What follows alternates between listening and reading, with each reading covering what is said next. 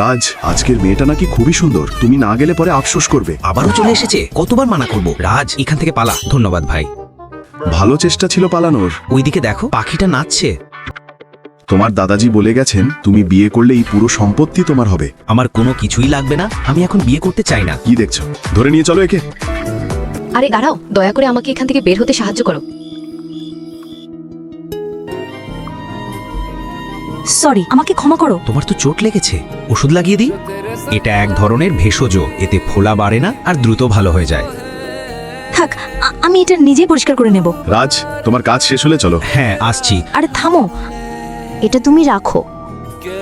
তাড়াতাড়ি বাড়ি চলো, ছেলেপক্ষ নিশ্চয়ই এসে যাবে তোমাকে দেখতে। আমি যাব না, আমার অন্য কাউকে ভালো লাগে। এইদিকে এসো, বসো। মেয়ে, তাড়াতাড়ি কাপড় বদলে ফেলো, ছেলেপক্ষ চলে এসেছে। এটা তুমি রাখো, ছেলেপক্ষ অনেক দূর থেকে এসেছে।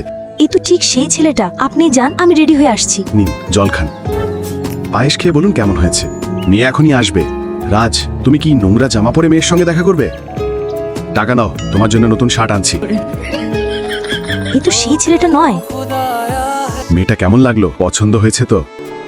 তুমি দেখা না করে চলে এলে কেন? আমি দেখা করতে চাই না, আমার পছন্দ না, আমি দেখব না। মাফ করবেন, আমার মেয়েটা একটু শরীর খারাপ, আমরা আপনাদেরকে কষ্ট দিলাম। আরে এই কেমন কথা? ও যদি দেখতে না চায় সমস্যা নেই। ভালোই হলো, চলে গেল। ও খোদা, এটা কি করলাম আমি? এ তো সেই ছেলেটা। থামো, দেখো, এটা আমি। ভিডিওতে একটি লাইক করবেন।